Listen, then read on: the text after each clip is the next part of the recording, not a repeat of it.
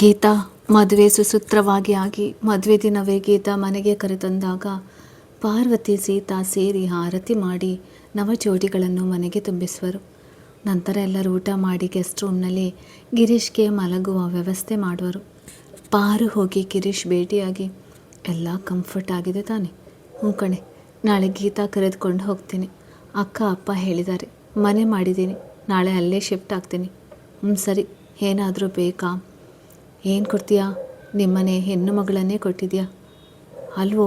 ನೀರು ಬೀರು ಗುಂಡು ತುಂಡು ಮತ್ತೇನಾದರೂ ಎಂದು ನಗುತ್ತಾ ಕೇಳಿದಾಗ, ಅಯ್ಯೋ ನೀನು ಸುಮ್ಮನಿರೆ, ನಾನು ಕುಡಿತೀನಂತ ಗೀತಾಗೆ ಗೊತ್ತಾದರೆ ಯಾಕೋ ಆಗಲೇ ಇಷ್ಟು ಹೆದರ್ತೀಯಾ?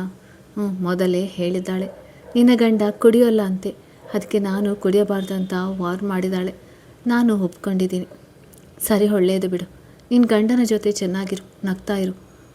ಮದುವೆ ಆಗಿ ಹತ್ತಿರ 11 ತಿಂಗಳಾಯಿತು, ಆದರೂ ಇನ್ನೂ ಏನೋ ಪ್ರಾಬ್ಲಮ್ ಆಗಿದೆ. ನಿಮ್ಮ ಮದುವೆ ಆದಮೇಲೆ ಟ್ರಿಪ್ ಹೋಗಬೇಕು ಅಂತ ಪ್ಲ್ಯಾನ್ ಮಾಡಿದ್ದಾರೆ. ಇನ್ನೊಂದೆರಡು ದಿನ ಬಿಟ್ಟು ಹೋಗೋಣ ಅಂತ. ಹನಿಮೂನ್ ಚೆನ್ನಾಗೇ ಆಗಲಿ. ನೀನು ಗೀತಾ ನನ್ನ ಕರ್ಕೊಂಡು ಹೋಗಬೇಕು. ಇನ್ನೊಂದು ಸ್ವಲ್ಪ ದಿನ ಬಿಟ್ಟು ಹೋಗಬೇಕು ಅಂತ ಗೀತಾ ಚೆನ್ನಾಗೇನೋ ಮಾತಾಡ್ತಾಳೆ, ಆದರೆ ಇನ್ನೂ ಅಷ್ಟೊಂದು ಮಾನಸಿಕವಾಗಿ ತಯಾರಾಗಿಲ್ಲ. ಅವಳು ನನ್ನ ಜೊತೆ ಮನೆಯಲ್ಲಿ ಚೆನ್ನಾಗಿರಲಿ, ಆಮೇಲೆ ಹೋಗ್ತೀವಿ. ಸರಿ ಕಣೋ, ಬರ್ತೀನಿ, ಗುಡ್ ನೈಟ್. ಅಲ್ಲಿಂದ ತನ್ನ ರೂಮಿಗೆ ಬರುವಾಗ ಗೀತಾ ಕರೆದು, ಅದಕ್ಕೆ ಅದು ಏನು ಹೇಳು, ಅವರದು ನನಗೆ ಸ್ವಲ್ಪ ಟೈಮ್ ಬೇಕು. ಅಯ್ಯೋ ತಾಯಿ, ಅದನ್ನೇ ಈಗ ಮಾತಾಡಿ ಬಂದದ್ದು. ತುಂಬ ಒಳ್ಳೆಯವನು ಕಣೆ. ಅವನೇ ಹೇಳಿದ, ನೀನು ಚಿಂತೆ ಬಿಟ್ಟು ಮಲಗು. ಥ್ಯಾಂಕ್ಸ್ ಅದಕ್ಕೆ, ಮತ್ತು ಸಾರಿ, ನಿಮಗೆ ತುಂಬ ನೋವು ಕೊಟ್ಟರು. ನೀವು ಯಾವುದನ್ನು ಮನಸ್ಸಿಗೆ ಇಟ್ಟುಕೊಳ್ಳದೆ ನನಗೆ ಒಳ್ಳೆಯದೇ ಬಯಸ್ತೀರಾ? ಸರಿ. ಅಲ್ಲಿಂದ ರೂಮ್ಗೆ ಬಂದಾಗ, ಏನೇ ಎಲ್ಲಿ ಮಾಯವಾಗಿದ್ದೆ? ಗಿರೀಶ್ ಭೇಟಿಯಾಗಿ ಬಂದೆ, ಅತ್ತೆ ಹೇಳಿ ಕಳಿಸಿದ್ರು. ಅಲ್ಲೇ ಮಾತಾಡ್ತಾ ಸ್ವಲ್ಪ ಲೇಟ್ ಆಯಿತು. ಇಷ್ಟು ದಿನ ಒಂದಿಷ್ಟು ಮಾತಾಡೋಕ್ಕೆ ಟೈಮ್ ಸಿಕ್ಕಿಲ್ಲ. ಅಯ್ಯೋ ತುಂಬ ಸುಸ್ತು, ಮಲಗೋಣ. ನಾನು ಟಿಫಿನ್ ಮಾಡಬೇಕು. ಎಲ್ಲಿದು? ಏನೂ ಇಲ್ಲ, ನಾ ಮಲಗ್ತೀನಿ. ನಾ ಬಿಡಲ್ಲ ಎಂದು ಅವಳನ್ನು ಎತ್ತಿಕೊಂಡು ಬಂದು ಬೆಡ್ ಮೇಲೆ ಮಲಗಿಸಿ, ಪ್ಲೀಸ್ ಕಣೆ ಎಂದು ಅವಳ ಮುಖದ ತುಂಬ ತುಟಿಯನ್ನು ಮುದ್ರಿಸಿ ಅವಳ ಮುಖ ನೋಡಿದಾಗ ಅವಳು ನಗುತ್ತಾ, ಸಾಕಾ? ಇನ್ನೂ ತುಂಬ ಬೇಕು. ಯಾವಾಗ ಪೂರ್ತಿಯಾಗಿ ಕೊಡ್ತೀಯ ಎಂದು ಅವಳ ಕೆನ್ನೆ ಮೇಲೆ ಬೆರಳನ್ನು ಆಡಿಸಿದಾಗ ಪಾರು ನಾಚುತ್ತಾ ರಿಷಬ್ ಕೈ ಸರಿಸಿ ಅಂಗೈಯಲ್ಲಿ ತನ್ನ ಮುಖವನ್ನು ಮುಚ್ಚಿಕೊಳ್ಳಳು. ಹೇಳೆ ಪ್ಲೀಸ್ ಕಣೆ. ಅದು ಟ್ರಿಪ್ ಹೋದಾಗ. ಹೌದು, ಗ್ಯಾರಂಟಿನಾ? ಬೇಡವಾ? ಬೇಕು ಕಣೆ. ಆಗಲೇ ಜ್ಯೋತಿಗೆ ಮುಂದಿನ ವಾರ ಮಗು ಆಗುತ್ತೆ. ಆಗಲಿ ಬಿಡು, ಪ್ಲೀಸ್ ಕಣೆ, ನೀನು ನನಗೆ ಮುತ್ತು ಕೊಡೆ. ಅವನ ಮೇಲೆ ಮಲಗಿ ಅವನ ಕೆನ್ನೆ ಹನೆಗೆ ಮುತ್ತಿಟ್ಟು ಸಾಕ ಅಂದಾಗ, ಇಂದು ಒಂದು ಫೈನಲ್ ಇದೆ ಕಣೆ, ಈಗ ಕೊಡ್ತೀನಿ ನೋಡು ನಾನೇ ಎಂದು ಅವಳನ್ನು ತಬ್ಬಿಕೊಂಡು ಅವಳ ತುಟಿಗೆ ಗಾಢವಾಗಿ ಮುತ್ತಿಟ್ಟಾಗ ಪಾರು ಅದರಲ್ಲಿ ಕಳೆದಾಗ ಮತ್ತೆ ವೃಷಭ್ ಅವಳ ವದನವನ್ನು ಮುದ್ದಾಡುತ್ತಾ ಅವಳ ಕುತ್ತಿಗೆಗೆ ಮುತ್ತಿಟ್ಟು ಪಕ್ಕದಲ್ಲಿ ಮಲಗುವನು. ನಂತರ ಪಾರು ವೃಷಭ್ ತೋಳಿನ ಮೇಲೆ ತಲೆ ಇಟ್ಟು ಮಲಗುವಳು. ವೃಷಭ್ ಅವಳನ್ನು ತನ್ನ ಎದೆ ಮೇಲೆ ಮಲಗಿಸಿಕೊಂಡು ತನ್ನ ಹೃದಯದಲ್ಲಿ, ನಿನ್ನ ಗೆಜ್ಜೆನಾದನೇ ಕೇಳುತ್ತೆ. ನನ್ನ ಡ್ಯಾನ್ಸ್ ಇಷ್ಟವಾಯ್ತಾ? ಸೂಪರ್, ತುಂಬ ಚೆನ್ನಾಗಿ ಮಾಡ್ತೀಯ. ಯಾವಾಗನಿಂದ ಡ್ಯಾನ್ಸ್ ಕಲಿತಿತ್ತು? ಪ್ರೈಮರಿಯಿಂದನೇ ಕಲ್ತಿದ್ದೀನಿ. ಆಮೇಲೆ ತುಂಬ ಪ್ರೋಗ್ರಾಮ್ ಕೊಟ್ಟಿದ್ದೀನಿ. ಆದರೆ ಡಿಗ್ರಿ ಫೈನಲ್ ಇಯರ್ ಇದ್ದಾಗ ಸಂಚಿತ್ ಮದುವೆ ಫಿಕ್ಸ್ ಆದಾಗ, ಬೇಡವೆ ಅದೆಲ್ಲ ಮನಸ್ಸಿಗೆ ಯಾಕೆ ನೋವು? ನಿಮಗೆ ಯಾವುದೇ ಕಂಡೀಷನ್ ಹಾಕೋಲ್ಲ, ನಿಮಗೆ ಹೇಗೆ ಇಷ್ಟನೋ ಹಾಗೇರು. ಅಷ್ಟೊಂದು ಪ್ರೀತಿನೋ? ಹಾಗಾದರೆ ನಾನು ಅಮ್ಮನ ಮನೆಯಲ್ಲಿ 15 ದಿನ ಇದ್ದು ಬರ್ತೀನಿ. ನೀವು ಆವಾಗೇನಾದರೂ ಮೊನ್ನೆ ಕರೀಲಿಕ್ಕೆ ಬಂದಾಗೆ ಬಂದೇ ಬರ್ತೀನಿ. ಅಲ್ಲಿಂದ ಕಿಡ್ನ್ಯಾಪ್ ಮಾಡಿಕೊಂಡು ಕರೆದುಕೊಂಡು ಹೋಗ್ತೀನಿ. ಎಲ್ಲಿಗೆ? ಹನಿಮೂನ್ಗೆ. ನಿಮ್ಮ ಈಗ ಮಲಗೋಣ. ವೃಷಭ್ ನಗುತ್ತಾ ಪಾರುಳನ್ನು ಗಟ್ಟಿಯಾಗಿ ತಬ್ಬಿಕೊಂಡು ಮಲಗುವನು. ಬೆಳಿಗ್ಗೆ ಸೀತಾ ಮಗಳು ಬಂಟಿ ಗಿರೀಶ್ ಜೊತೆ ಮಾತಾಡುತ್ತಾ, ನಮ್ಮ ಆಂಟಿನ ನಿಮ್ಮ ಜೊತೆ ಕರೆದುಕೊಂಡು ಹೋಗ್ತೀರಾ? ಯಾಕೆ ಬೇಡವಾ? ಕರೆದುಕೊಂಡು ಹೋಗಿ. ಅವಳ ಮದುವೆ ಆಗಿದೆ ಅಂದರೆ ನಿಮ್ಮ ಜೊತೆ ಇರಬೇಕು. ಅಂಕಲ್ ನಿಮಗೆ ಜೋಕ್ ಹೇಳೋಕ್ಕೆ ಬರುತ್ತಾ? ನನಗೆ ಬರೋಲ್ಲ, ಆದರೆ ನಿಮ್ಮ ಮಾಮಿ ತುಂಬ ಜೋಕ್ ಹೇಳ್ತಾಳೆ, ಕೇಳಿಲ್ವಾ? ಎಲ್ಲ ಅವ್ರು ಸ್ವಲ್ಪ ಮಾತು ಕಡಿಮೆ, ನಮ್ಮ ಜೊತೆ ಅಷ್ಟೊಂದು ಮಾತಾಡೋಲ್ಲ, ಒಮ್ಮೊಮ್ಮೆ ಅಳ್ತಾರೆ, ಅದಕ್ಕೆ. ಈಗ ಕರೆದುಕೊಂಡು ಬಾ, ಹೋಗು. ಅವರು TV ನೋಡ್ತಿರ್ತಾರೆ, ಈಗ ಬರೋಲ್ಲ, ನಾವೇ ಅಲ್ಲಿಗೆ ಹೋಗೋಣ ಬನ್ನಿ ಎಂದು ಗಿರೀಶ್ ಬಂಟಿ ಜೊತೆ ಸಚಿ ರವಿ ಕೂಡ ಬರುವರು. ವೃಷಭ್ ಲ್ಯಾಪ್ಟಾಪಲ್ಲಿ ಬ್ಯುಸಿ ಇದ್ದಾಗ ಪಾರು TV ನೋಡುವಾಗ, ಮಾಮಿ ನೀವೇನು ಜೋಕ್ ಹೇಳ್ತೀರಂತೆ, ಹೌದಾ? ಪಾರು ಗಿರೀಶ್ ಮುಖ ನೋಡಿದಾಗ, ಹೌದು ಕಣೆ, ನಾನೇ ಹೇಳಿದ್ದೆ. ಹೈಸ್ಕೂಲ್ ಟೈಮ್ನಲ್ಲಿ ಎಷ್ಟೊಂದು ಹೇಳ್ತಿದ್ದೆ, ಈಗ ಹೇಳು. ಎಲ್ಲ ಮರೆತಿವೆ ಕಣು. ಒಂದೇ ಹೇಳಿ ಪ್ಲೀಸ್ ಮಾಮಿ, ಹೇಳಿ ಕೇಳೋಣ. ಒಂದು ಸರಿ ಒಬ್ಬ ಗುಂಡ ಒಂದು ಹೊಸ ಛತ್ರಿ ತಗೊಂಡಿದ್ದಾನಂತೆ. ಅದಕ್ಕೆ ಅಲ್ಲಲ್ಲಿ ಚಿಕ್ಕದಾಗಿ ಹೋಲ್ ಮಾಡಿದ್ದಾನಂತೆ. ಯಾಕೆ? ಎಲ್ಲರೂ ಪಾರು ಮುಖ ನೋಡುವಾಗ ಮಳೆ ಬಂದರೆ ಗೊತ್ತಾಗಬೇಕಲ್ವಾ, ಅದಕ್ಕೆ. ಆಗ ಎಲ್ಲರೂ ಗುಂಡನ ಪೆದ್ದುತನಕ್ಕೆ ನಗುವರು. ಈಗ ಮತ್ತೊಂದು 4 ಜನ ಫ್ರೆಂಡ್ಸ್ ಸೇರಿ ಮುಂಬೈಗೆ ಹೋಗ್ತಿರ್ತಾರೆ. ಅಲ್ಲಿ ಏನಾದರೂ ಬಿಸ್ನೆಸ್ ಮಾಡಬೇಕಂತ ಡಿಸೈಡ್ ಮಾಡಿ ತುಂಬ ವಾಹನ ಓಡಾಡೋದು ನೋಡಿ ಗ್ಯಾರೇಜ್ ಹಾಕೋಣ ಅಂದು ಒಂದು ಗ್ಯಾರೇಜ್ ಓಪನ್ ಮಾಡ್ತಾರೆ. ಆದರೆ ತುಂಬ ದಿನ ಆದರೂ ಒಂದು ಗಿರಾಕಿ ಬರೋಲ್ಲ. ಯಾಕೆ? ಎಲ್ಲರೂ ಅವಳ ಮುಖ ನೋಡುವಾಗ. ಯಾಕೆಂದರೆ ಗ್ಯಾರೇಜನ್ನು 10ನೇ ಅಂತಸ್ತಿನಲ್ಲಿ ಓಪನ್ ಮಾಡಿರ್ತಾರೆ. ವಾಹನ ಹೇಗೆ ಹೋಗಬೇಕು? ಅದಕ್ಕೆ ಗ್ಯಾರೇಜ್ ಕ್ಲೋಸ್ ಮಾಡಿ, ಇಲ್ಲಿ ತುಂಬ ಜನ ಇದ್ದಾರೆ, ನಾವೊಂದು ಟ್ಯಾಕ್ಸಿ ಓಡಿಸೋಣ, ಅದರಿಂದ ದುಡ್ಡು ಮಾಡೋಣ ಅಂತ ಟ್ಯಾಕ್ಸಿ ತಗೋತಾರೆ. ಅದು ನಡೆಯಲ್ಲ. ಯಾಕೆ? ಮತ್ತೆ ಯಾರಿಗೂ ತಿಳಿಯದೆ ಪಾರು ಮುಖ ನೋಡಿದಾಗ, ಯಾಕೆಂದರೆ ಯಾವಾಗಲೂ 4 ಜನ ಟ್ಯಾಕ್ಸಿಯಲ್ಲೇ ಕುಳಿತಿರುವುದರಿಂದ ಯಾವ ಪ್ಯಾಸೆಂಜರ್ ಬರದೆ ಆ ಬಿಸ್ನೆಸ್ ಫ್ಲಾಪ್ ಆಗುತ್ತೆ. ನಂತರ ಈ ಊರಿನ ಸಾವಾಸವೇ ಬೇಡ, ನಮ್ಮೂರಿಗೆ ವಾಪಸ್ ಹೋಗೋಣ ಅಂದರೆ ಈ ಟ್ಯಾಕ್ಸಿ ಏನು ಮಾಡಬೇಕು ಎಂದು ಯೋಚಿಸಿ ಇಲ್ಲೇ ಸಮುದ್ರದಲ್ಲಿ ತಳ್ಳಿ ಹೋಗೋಣ ಎಂದು ಸಮುದ್ರಕ್ಕೆ ಒಯ್ದು ತಳ್ಳುವಾಗ ಟ್ಯಾಕ್ಸಿ ಏನು ಮಾಡಿದರೂ ಸಮುದ್ರಕ್ಕೆ ಒಳಗೆ ಹೋಗಲ್ಲ. ಯಾಕೆ?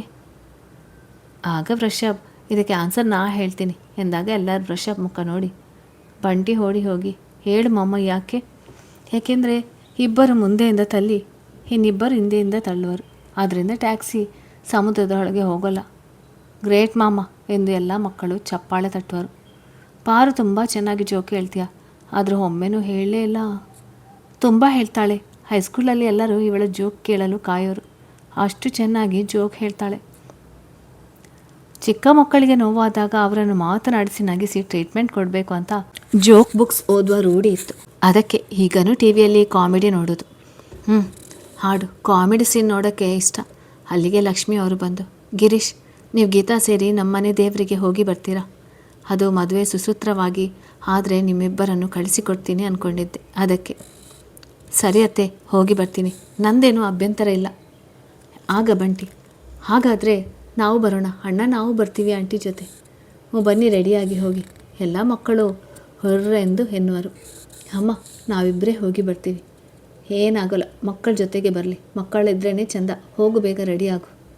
ಬೇಡ ಗಿರೀಶ್, ನೀವಿಬ್ಬರೇ ಹೋಗಿ ಬನ್ನಿ, ನಾವು ಊರಿಗೆ ಹೋಗಬೇಕು ಇವತ್ತು, ಅದಕ್ಕೆ. ಬೇಡ, ಏನಾಗೋಲ್ಲ ಸೀತಾ, ನಾವು ಬಂದ ನಂತರ ಹೋಗುವಿರಂತೆ. ಬೇಡ ಗಿರೀಶ್, ಇವತ್ತೇ ಹೋಗ್ತೀನಿ, ನಂತರ ಮಕ್ಕಳ ಮುಖ ನೋಡಿ ಊರಿಗೆ ಹೋಗೋಣ. ಸರಿಯಪ್ಪ, ಈಗಲೇ ಹೊರಡೋಣ ಎಂದು ರೂಮಿಗೆ ಹೋಗುವರು. ಗಿರೀಶ್ ಕೋಪದಿಂದ ಗೀತಾ ಮುಖ ನೋಡಿ ಅವಳ ಕೈ ಹಿಡಿದು ರೂಮಿಗೆ ಕರೆದೊಯ್ಯುವರು. ಗೀತಾ, ಸ್ವಲ್ಪ ದೊಡ್ಡ ಗುಣ ಬೆಳೆಸ್ಕೊ. ಯಾವಾಗಲೂ ನಾವಿಬ್ಬರೇ ಅನ್ನುವ ಮನೋಭಾವ ಒಳ್ಳೆಯದಲ್ಲ. ನಮ್ಮಿಬ್ಬರ ಮಧ್ಯೆ ಮಕ್ಕಳು ಯಾಕೆ? ಏನಿನ್ನ ಮಾತಿನ ಅರ್ಥ? ಮತ್ತು ನಮ್ಮನೆಯಲ್ಲಿ ನಮ್ಮ ಅಪ್ಪನೂ ಇರಬಾರ್ದು ಅಂತ ಹೇಳ್ತೀಯಾ? ಅದು ಆಗಲ್ಲ. ನೋಡು, ಇದೆಲ್ಲ ಬಿಟ್ಟಾಕು. ನಿಮ್ಮ ಅಣ್ಣ ಮದುವೆ ಆದಾಗ ದೇವಸ್ಥಾನಕ್ಕೆ ಹೋಗುವಾಗ ಮಕ್ಕಳನ್ನು ಕರೆದುಕೊಂಡು ಹೋಗಿದ್ರಂತೆ. ಆಗ ಪಾರ್ವತಿನೂ ಇದೇ ರೀತಿ ಅಂದ್ಲ, ಅಥವಾ ನಿಮ್ಮ ಅಣ್ಣ ಬೇಡ ಅನ್ನ? ಇಲ್ಲ, 3 ಮಕ್ಕಳನ್ನು ಕರೆದುಕೊಂಡು ಹೋಗಿದ್ರು, ಏನೂ ಅಂದಿಲ್ಲ. ಮತ್ತು ನೀನು ಯಾಕೆ ಈಗ ಈ ರೀತಿ ಮಾತಾಡೋದು? ನಾನು ನಿಂಗೆ ಆವಾಗಲೇ ಹೇಳಿದ್ದೀನಿ, ನಾನು ಸ್ವಲ್ಪ ಹೊರಟ ಅಂತ. ಇದೇ ಕೊನೆ, ಇನ್ನು ಮುಂದೆ ನನ್ನ ಕಡೆ ಬುದ್ಧಿ ಹೇಳಿಸ್ಕೊಳ್ಳುವ ಪ್ರಮೇಯ ಬರಬಾರ್ದು. ನಾನು ಹೇಳಿದ ಮಾತೆ ಫೈನಲ್. ತಲೆ ತಗ್ಗಿಸಿ ಹ್ಞೂ ಅನ್ನುವಳು. ಗಿರೀಶ್ ಕೋಪದಿಂದ ಗೆಸ್ಟ್ ರೂಮ್ಗೆ ಹೋದಾಗ ಅಲ್ಲಿಗೆ ಪಾರು ಬಂದು, ಸಾರಿ ಗಿರೀಶ್, ಗೀತಾ ಪರವಾಗಿ ನಾನು ಸಾರಿ ಕೇಳ್ತೀನಿ. ಅವಳಿಗೂ ನಿನ್ನ ಜೊತೆ ಟೈಮ್ ಕಳೀಬೇಕು ಅಂತ ಆಸೆಯಿಂದ ಹಾಗೆ ಹೇಳಿದಾಳೆ. ಆಗಲೇ ಇಷ್ಟು ಕೋಪ ಮಾಡಿಕೊಂಡ್ರೆ ನಿಮಗೆ ಗೊತ್ತಾಗೋಲ್ಲ. ಸ್ಟಾರ್ಟ್ನಿಂದಲೇ ಹದ್ದು ಬಸ್ನಲ್ಲೇ ಇಟ್ಕೊಳ್ಬೇಕು, ಇಲ್ಲಾಂದರೆ ಇನ್ನೂ ಹಾರಾಡ್ತಾಳೆ ಅಲ್ವೋ? ಆಮೇಲೆ ಏನಾದರೂ? ಅಷ್ಟರಲ್ಲೇ ಅಲ್ಲಿಗೆ ವೃಷಭ್ ಬಂದು, ಸುಮ್ಮನಿರಬಾರು. ಗಿರೀಶ್ ಹೇಳೋದು ಕರೆಕ್ಟ್, ಹೀಗಿಂದನೇ ಕಂಟ್ರೋಲ್ನಲ್ಲಿದ್ದರೆ ಸರಿಯಾಗಿ ಇರ್ತಾಳೆ. ನೀನು ಬಾ. ಎಲ್ಲಿಗೆ? ರೊಮ್ಯಾನ್ಸ್ ಮಾಡೋಕ್ಕೆ. ಅಯ್ಯೋ, ನಿಮ್ಮ ಗಿರೀಶ್ ಮುಂದೆ ಈ ರೀತಿ ಮಾತಾಡ್ತಿರಲ್ಲ, ನಾಚಿಕೆ ಆಗೋಲ್ವಾ? ಅವು ನಿಮ್ಮ ಅಣ್ಣ ಅಂದೆ, ಅದಕ್ಕೆ ಎಂದು ಅವಳನ್ನು ಎತ್ತಿಕೊಂಡು ಹೋಗೋನು. ರೇ, ಇಳಿಸಿ ಕೆಳಗೆ ಪ್ಲೀಸ್. ಎಷ್ಟು ಶಕ್ತಿ ಇದೆ ಅಂತ ಹಾರಾಡ್ತೀಯ? ಈಗ ಸುಮ್ಮನೆ ಬಂದರೆ ಸರಿ, ಇಲ್ಲ ಅಂದರೆ ಇಲ್ಲಿಂದ ಸ್ವಿಮ್ಮಿಂಗ್ ಪೂಲ್ಗೆ ಒಯ್ದು ನೀರಲ್ಲೇ ಹಾಕ್ತೀನಿ ಎಂದಾಗ ಗಟ್ಟಿಯಾಗಿ ಅವನ ಕಾಲರ್ ಹಿಡಿದು ಬೇಡ ಬೇಡ ಎನ್ನುವಳು. ಇದನ್ನು ನೋಡಿದ ಗಿರೀಶ್ ಜೋರಾಗಿ ನಗುವನು. ಗೀತಾ ರೆಡಿಯಾಗಿ ತಲೆ ತಗ್ಗಿಸಿ ಗಿರೀಶ್ ಮುಂದೆ ನಿಂತು ನಗುವುದನ್ನು ನೋಡಿ, ಭಯ ಇದ್ದರೂ ಧೈರ್ಯ ಮಾಡಿ, ಯಾಕೆ ನಗ್ತಿದ್ದೀರಾ? ನಿಮ್ಮ ಅಣ್ಣ ಪಾರ್ವತಿನ ಎತ್ತಿಕೊಂಡು ಹೋದ. ಅವಳು ಬೇಡ ಅಂದಿದ್ದಕ್ಕೆ ನೀರಲ್ಲಿ ಹಾಕ್ತೀನಿ ಅಂದ. ಹೆದರಿ ಬೇಡ ಅಂತಿದ್ಲು. ಅಣ್ಣ ಯಾವಾಗಲೂ ಎತ್ತಿಕೊಳ್ತಾನೆ, ಅವನಿಗಿಷ್ಟ ಹಾಗೆ ಎತ್ತಿಕೊಳ್ಳೋದು. ಅಂಥ ಹೆಂಡತಿ ಪಡೆದಿದ್ದಾನೆ ನಿಮ್ಮ ಅಣ್ಣ. ಎಷ್ಟು ಒಳ್ಳೆಯವಳು ಗೊತ್ತಾ? ನೀ ತಪ್ಪು ಮಾಡಿದ್ದಕ್ಕೆ ಪಾರ್ವತಿ ಬಂದು ಸಾರಿ ಕೇಳಿದ್ಲು. ತಪ್ಪಾಯ್ತು, ನಾನು ಹಾಗೆ ಮಾತಾಡಬಾರ್ದಿತ್ತು. ಟ್ರೈನ್ ಹೋದ್ಮೇಲೆ ಟಿಕೆಟ್ ತಕ್ಕೊಂಡ್ರೆ ಪ್ರಯೋಜನವಿಲ್ಲ. ಈಗ ನಡಿ ಹೋಗೋಣ. ಸಾಯಂಕಾಲ ನಮ್ಮನೆಗೆ ಹೋಗಬೇಕು. ಸರಿ, ಅಣ್ಣನ ಕಾರ್ ತಕ್ಕೊಂಡು ಹೋಗಬೇಕಂತೆ. ಅಣ್ಣ ಕೀ ಕೊಟ್ಟಿದ್ದಾನೆ. ನೀ ಕೇಳಿದ? ಇಲ್ಲ, ಅಮ್ಮನೇ ಹೇಳಿದ್ಲು. ಅಣ್ಣ ನಿನ್ನೆನೇ ಹೇಳಿದ್ನಂತೆ. ಸರಿ ನಡಿ. ಇತ್ತ ವೃಷಭ್ ಪಾರು ಎತ್ತಿಕೊಂಡು ಬಂದು ಬೆಡ್ ಮೇಲೆ ಮಲಗಿಸುವನು. ನಾನು ಮಲಗೋಲ್ಲ, ಬಿಡಿ ನನ್ನ.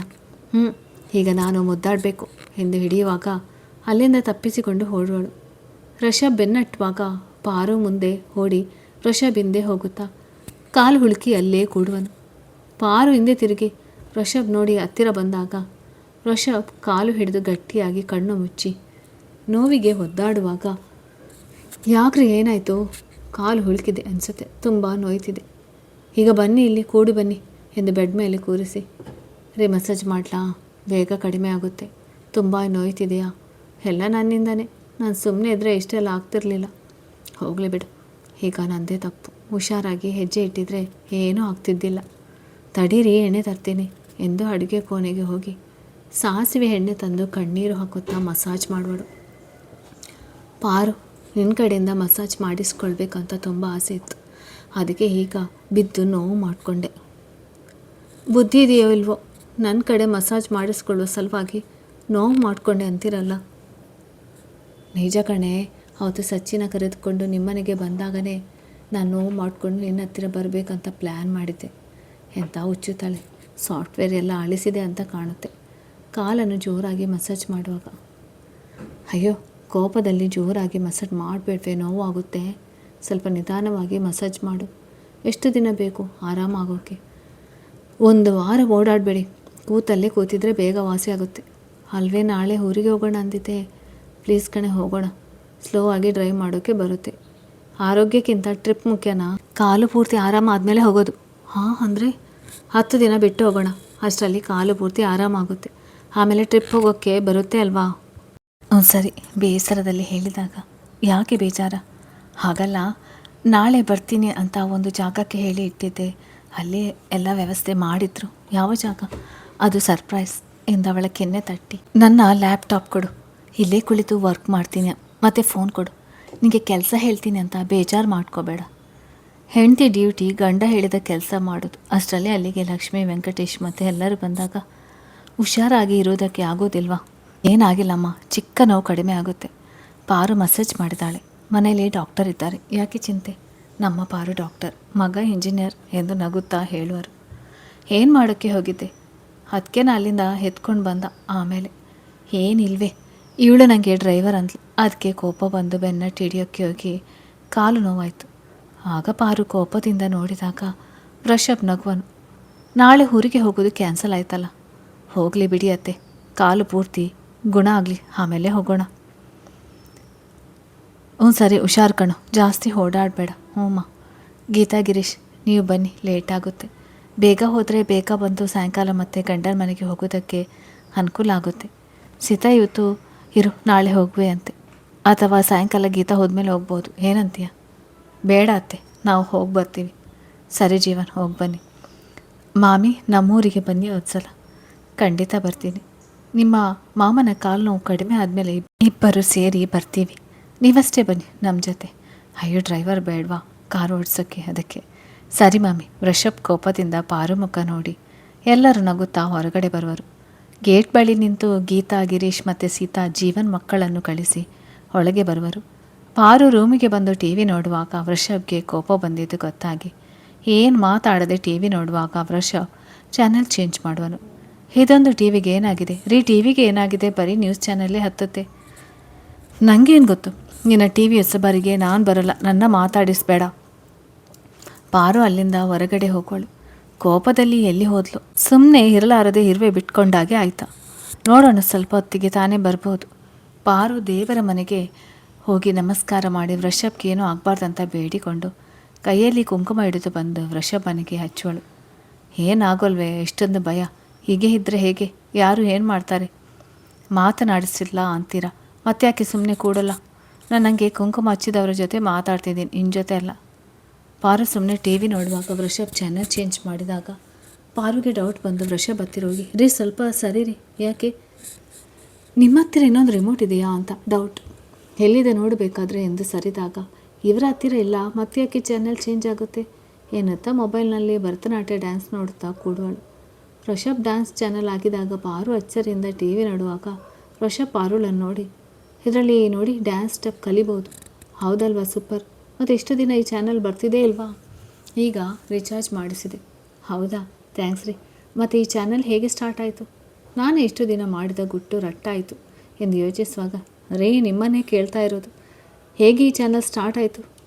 ಅದು ಈಗ ಚಾನಲ್ ರಿಚಾರ್ಜ್ ಮಾಡಿಸಿದೆಯಲ್ಲ, ಅದಕ್ಕೆ ಅದು ಸ್ಟಾರ್ಟ್ ಆಯಿತು. ಓ ಹೌದಾ, ಸರಿ, ಹಾಗಾದರೆ ತುಂಬ ಥ್ಯಾಂಕ್ಸ್. ಆಮೇಲೆ ಋಷಭ್ ದೀರ್ಘ ಉಸಿರು ಬಿಟ್ಟು, ತುಂಬ ಚೆನ್ನಾಗಿರುವವರಿಗೆ ಬುದ್ಧಿ ಕಡಿಮೆ ಇರುತ್ತೆ ಅಂತಾರೆ, ಅದು ನಿಜ ಅಂತ ಆಯಿತು ಎಂದು ಸಣ್ಣದಾಗಿ ಅಂದು. ಪಾರು ಊಟಕ್ಕೆ?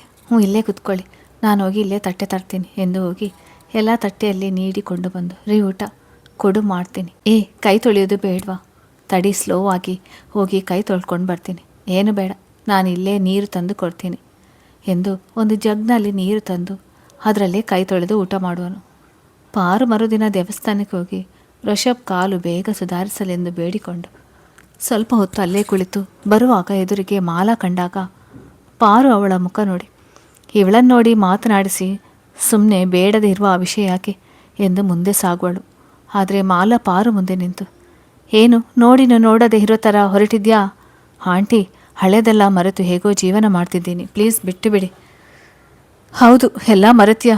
ಗೊತ್ತಾಗಿದೆ, ಸಂಚಿತ್ ನಿನ್ನ ಪ್ರೀತಿ ಮಾಡಿಲ್ಲ, ಹೋದರೆ ಹೋದ ಅಂತ ಕೈ ಬಿಟ್ಟು ಋಷಭ್ ಜೊತೆ ಜೀವನ ಮಾಡಬೇಕಂತ ಮಾಡ್ತೀಯಾ? ಏನು ಮಾಡಲಿ ಆಂಟಿ, ಈಗ ಮದುವೆ ಆದವರಿಗೆ ನೋವು ಕೊಡಬಾರ್ದು ಅನ್ನೋ ಉದ್ದೇಶದಿಂದ ನಾನೇ ಮರೆತು ಋಷಭ್ ಜೊತೆ ಚೆನ್ನಾಗಿರಬೇಕು ಅಂತ ಮಾಡಿದ್ದೀನಿ. ಆದರೆ ಸಂಚಿತ್ ಹೇಗೆ ಸತ್ತ ಅಂತ ಗೊತ್ತಾ? ಹೇಗೆ? ಆವತ್ತು ಆಕ್ಸಿಡೆಂಟ್ ಆಯ್ತಲ್ಲ, ಯಾಕೆ ಈಗ ಕ್ವಶನ್? ನಿನ್ನ ಮತ್ತೆ ಅಜಯ್ ಸಾಯಿಸಬೇಕು ಅಂತ ಪ್ಲ್ಯಾನ್ ಮಾಡಿದ್ದೆ, ಆದರೆ ಏನು ಮಾಡೋದು, ಆ ಟ್ರಕ್ ಡ್ರೈವರ್ ನನ್ನ ಪ್ಲ್ಯಾನ್ ಎಲ್ಲ ತಲೆ ಕೆಳಗೆ ಮಾಡಿದ. ಸಂಚಿತ್ ಉಳಿದಿದ್ರೆ. ಆಗ ಪಾರು ತಲೆಯೆಲ್ಲ ತಿರುಗಿದಂತಾಗಿ ಪಕ್ಕದಲ್ಲಿರುವ ಗೋಡೆಗೆ ಕೈ ಇಟ್ಟು ಒಂದು ಕ್ಷಣ ಸುಮ್ಮನೆ ನಿಂತು ನಂತರ ಮಾಲಾ ಮುಖ ನೋಡಿ, ಏನಂಟಿ ನೀವು ಹೇಳೋದು? ನನ್ನ ಮತ್ತೆ ಅಜಯ್ ಸಾಯಿಸುವ ಕಾರಣ ಆದರೂ ಏನು? ನಾವಿಬ್ಬರು ಏನು ಮಾಡಿದೆವು? ಅದೆಲ್ಲ ಬೇಡ, ಈಗ ನೀನು ಋಷಭ್ ಬಿಟ್ಟರೆ ಸರಿ, ಇಲ್ಲದೇ ಇದ್ದರೆ ಅವನು ಕೂಡ ಸಂಚಿತ್ ಹೋದ ಜಾಗಕ್ಕೆ ಹೋಗಬೇಕಾಗ್ತದೆ. ಅಂದರೆ ಆಂಟಿ, ಇದರಿಂದ ನಿಮಗೇನು ಲಾಭ? ಋಷಭ್ ನನ್ನ ತುಂಬ ಪ್ರೀತಿ ಮಾಡ್ತಾರೆ, ಈಗ ಅವರು ನನ್ನ ಬಿಟ್ಟು ಇರೋದಕ್ಕೆ ಆಗೋಲ್ಲ. ಪ್ಲೀಸ್ ಅವರಿಗೆ ಮಾತ್ರ ಏನು ಮಾಡಬೇಡಿ. ನೀನು ಅವನ ಜೊತೆ ಇರೋಲ್ಲ ಅಂದರೆ ಬಿಡ್ತೀನಿ, ಇಲ್ಲಾಂದರೆ ಋಷಭ್ ಮಾತ್ರ ಜೀವಂತವಾಗಿ ಇರೋಲ್ಲ. ನೋಡು, ನೀನೇ ವಿಚಾರ ಮಾಡು ಎಂದು ಅಲ್ಲಿಂದ ಹೋಗುವಳು. ಪಾರು ಅಲ್ಲೇ ಕುಸಿದು ಕುಳಿತು ಅಳುತ್ತಾ ಏನೊಂದು ತಿಳಿಯದೆ ದುಃಖಿಸುವಳು. ಸ್ವಲ್ಪ ಹೊತ್ತಿಗೆ ತಾನೇ ಏನೋ ಒಂದು ನಿರ್ಧರಿಸಿ ಅಲ್ಲಿಂದ ಶಾಂತಪ್ಪ ಅವರ ಮನೆಗೆ ಹೋಗುವಳು. ಎಷ್ಟೊತ್ತಾದರೂ ಪಾರು ಬರದೇ ಇದ್ದಾಗ ಋಷಭ್ ಪಾರು ಕಾಲ್ ಮಾಡಿದಾಗ ಅದು ಸ್ವಿಚ್ ಆಫ್ ಅಂತ ಹೇಳ್ತದೆ. ನಂತರ ಸ್ವಲ್ಪ ಯೋಚಿಸಿ ರಘುಗೆ ಕಾಲ್ ಮಾಡುವನು. ಇತ್ತ ಪಾರು ಶಾಂತಪ್ಪ ಅವರ ಮನೆಗೆ ಬಂದು ಪಕ್ಕದಲ್ಲಿ ಕೀ ಎಸೆದು ರೂಮಿನಲ್ಲಿ ಸುಮ್ಮನೆ ಅಳುತ್ತಾ ಕೂಡುವಳು. ಸವಿತಾ ಪಾರು ಮುಖಭಾವದಿಂದ ಏನೋ ತೊಂದರೆ ಆಗಿದೆ ಎಂದು ಗಮನಿಸಿ ಸುಶೀಲಾ ಅವರಿಗೆ ಫೋನ್ ಮಾಡುವರು. ಸುಶೀಲಾ ಅವರು ಋಷಭ್ಗೆ ಕಾಲ್ ಮಾಡಿ ಪಾರು ತಮ್ಮ ಮನೆಗೆ ಬಂದಿರೋದಾಗಿ ಹೇಳುವರು. ಋಷಭ್ ಯೋಚನೆಗೆ ಬಿತ್ತು, ಏನೋ ಗೊತ್ತಿಲ್ಲ ಅತ್ತೆ, ದೇವಸ್ಥಾನಕ್ಕೆ ಹೋಗ್ತೀನಿ ಅಂತ ಹೇಳಿ ಹೋಗಿದ್ದಾಳೆ, ಆದರೆ ನಿಮ್ಮ ಮನೆಗೆ ಹೋಗಿರೋದಕ್ಕೆ ಕಾರಣ? ನಾನು ಮನೆಗೆ ಹೋಗಿ ವಿಷಯ ಏನು ಅನ್ನೋದು ತಿಳಿದು ಆಮೇಲೆ ಫೋನ್ ಮಾಡ್ತೀನಿ ಎಂದು ಹೇಳುವರು. ಪಾರು ಮನೆಯಲ್ಲಿ ಅಳುತ್ತಾ ಕುಳಿತಾಗ ಸುಶೀಲಾ ಅವರು ಬಂದು ಪಾರು ಅಂದಾಗ ಅವರನ್ನು ತಬ್ಬಿಕೊಂಡು ಜೋರಾಗಿ ಅಳುವಳು. ಯಾಕೆ ಪಾರು, ಏನಾಯಿತು? ಅಮ್ಮ ಆಂಟಿ ನನ್ನ ಸಂಚಿತ್ನ ಸಾಯಿಸಿದ್ದಾಳೆ. ಸುಶೀಲಾ ಅವರು ಗಾಬರಿಂದ ಪಾರು ಮುಖ ನೋಡಿ ತಾವೇ ಸಮಾಧಾನ ತಕ್ಕೊಂಡು, ಪಾರು, ಹಳೆ ವಿಷಯ ಯಾಕೆ ಹೇಳದೆ ಕೇಳದೆ ಹೀಗೆ ಬಂದರೆ ನಿಮ್ಮನೇಲಿ ಗಾಬರಿ ಆಗೋಲ್ವಾ ಎಂದು ಹೇಳಿ ನೀರು ಕುಡಿಸಿ ಸ್ವಲ್ಪ ಸಮಾಧಾನ ಮಾಡಿಕೊಂಡು ಹೇಳು, ಏನಾಯಿತು? ಅಮ್ಮ, ಅದು ಆಂಟಿ ಋಷಭ್ ಜೊತೆ ಇರಬೇಡ ಅಂತಿದ್ದಾಳೆ. ಅಲ್ಲದೆ ಅವತ್ತು ಸಂಚಿತ್ ಸಾಯೋಕ್ಕೆ ಕಾರಣ ಅವಳೇ ಅಂತೆ. ಅವತ್ತು ಅಜಯ್ ಮತ್ತು ನನ್ನ ಸಾಯಿಸ್ಬೇಕಂತ ಪ್ಲ್ಯಾನ್ ಮಾಡಿದ್ರಂತೆ, ಆದರೆ ಅದು ತಪ್ಪಿ ಸಂಚಿತ್ ಸತ್ತಿದ್ದಾನಂತೆ. ಏನಮ್ಮ ಇದು, ಏನು ತಿಳಿತಾನೆ ಇಲ್ಲ. ನಾನು ಅಜಯ್ ಸತ್ತರೆ ಅವಳಿಗೇನು ಸಿಗುತ್ತೆ? ಅಮ್ಮ ವಿಚಾರ ಮಾಡಿ ತಲೆ ಸಿಡಿತಾ ಇದೆ, ಏನೊಂದು ಅರ್ಥ ಆಗ್ತಿಲ್ಲ. ಅಲ್ಲಿಗೆ ರಘು ಬಂದು ಪಾರು ಮಾತು ಕೇಳಿಸಿಕೊಂಡು ಕೋಪಗೊಂಡು ಸುಶೀಲಾ ಅವರು ರಘು ನೋಡಿ, ರಘು ಕೋಪದ ಕೈಗೆ ಬುದ್ಧಿ ಕೊಡಬೇಡ, ನಿಜವಾಗ್ಲೂ ಏನಾಗಿದೆ ತಿಳ್ಕೋಬೇಕು. ಆಂಟಿ, ಇದು ಸಣ್ಣ ವಿಷಯನ ಸಾಯಿಸೋ ಮಟ್ಟಿಗೆ ವಿಚಾರ ಮಾಡಿ ಸಂಚಿತ್ ನನ್ನ ಸಾಯಿಸಿ ಶಿಕ್ಷೆ ಇಲ್ಲದೆ ಇದ್ದಾರೆ ಅಂದರೆ ಅಜಯ್ಗೆ ಕಾಲ್ ಮಾಡಿ ಇಲ್ಲಿಗೆ ಬರೋದಕ್ಕೆ ಹೇಳು. ಬೇಡ ಆಂಟಿ, ನಾನೇ ಅಲ್ಲಿಗೆ ಹೋಗ್ತೀನಿ. ನೀವು ಐಸಿರಿ ಜೊತೆ ಇರಿ, ನಾನು ಬರ್ತೀನಿ. ನಂತರ ರಘು ಅಜಯ್ ಭೇಟಿ ಮಾಡುವನು. ಏನು ರಘು ನೀ ಹೇಳೋದು ತಿಳಿತಾನೇ ಇಲ್ಲ. ನಾನು ಅದಕ್ಕೆ ಸತ್ತರೆ ಇವ್ರಿಗೇನು ಲಾಭ? ಅಂದರೆ ವೃಷಭಣ್ಣ ಹೇಳಿದಾಗೆ ಅಣ್ಣ ಸತ್ತಿದ್ದು ಆಕ್ಸಿಡೆಂಟ್ ಅಲ್ಲ ಅಂತ ಆಯಿತು. ಹ್ಞೂ ಮತ್ತೆ ಈಗ ಅತ್ತೆ ಹೇಳ್ತಿರೋದು ಹಾಗೇ ಇದೆ. ಏನು ಮಾಡೋದು? ಮಾವನ ಭೇಟಿ ಮಾಡಿದರೆ ಕತೆ ಮುಂದುವರಿಯುತ್ತದೆ.